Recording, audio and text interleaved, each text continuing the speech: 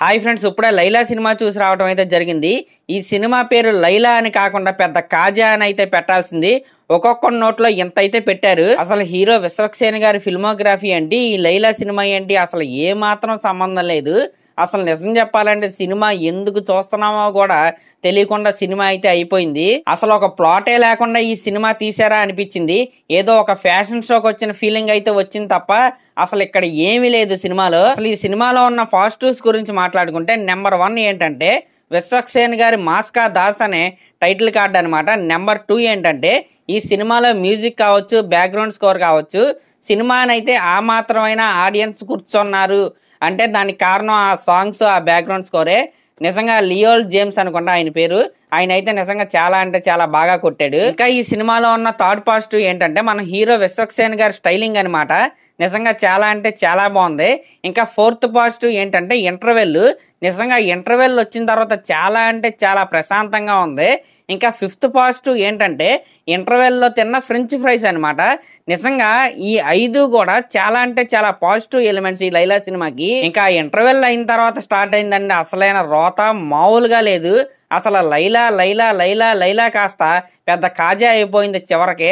అసలు ఎందుకు తీశారో కూడా తెలీదు. అసలు విశ్వక్సేన్ గారి సినిమాలు చూసుకుంటే హిట్ సినిమా కావచ్చు, ఫల్క్నామా దాస్ కావచ్చు, లేకపోతే అశోకవనంలో అర్జున కళ్యాణం కావచ్చు, పాగల్ కావచ్చు, మొన్న వచ్చిన గామి కావచ్చు, అసలు ఇవన్నీ కూడా చాలా అంటే చాలా మంచి సినిమాలు.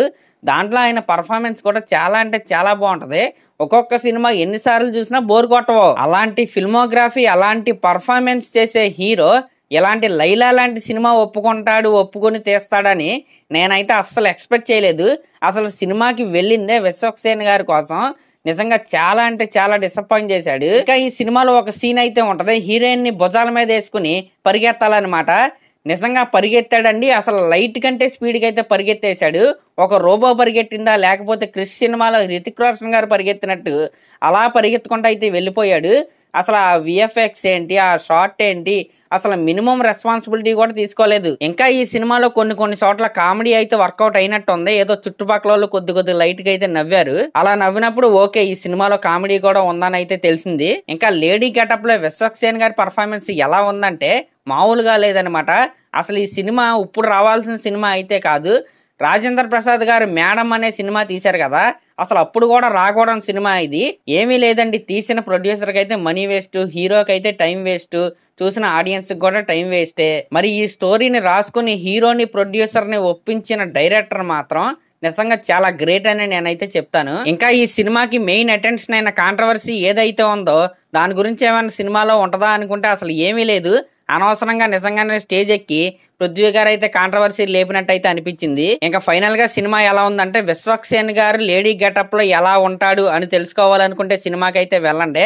అంతకుమించి సినిమాలు అయితే ఏమీ లేదు. సరే, మరి ఈ వీడియో చూస్తున్న వాళ్ళు ఎవరైనా సినిమాకి వెళ్ళుంటే సినిమా ఎలా ఉందో కింద కామెంట్ చేయండి. అలాగే నా ఛానల్ కనుక మీరు ఫస్ట్ టైం చూస్తున్నట్టయితే సబ్స్క్రైబ్ చేసుకోండి. థ్యాంక్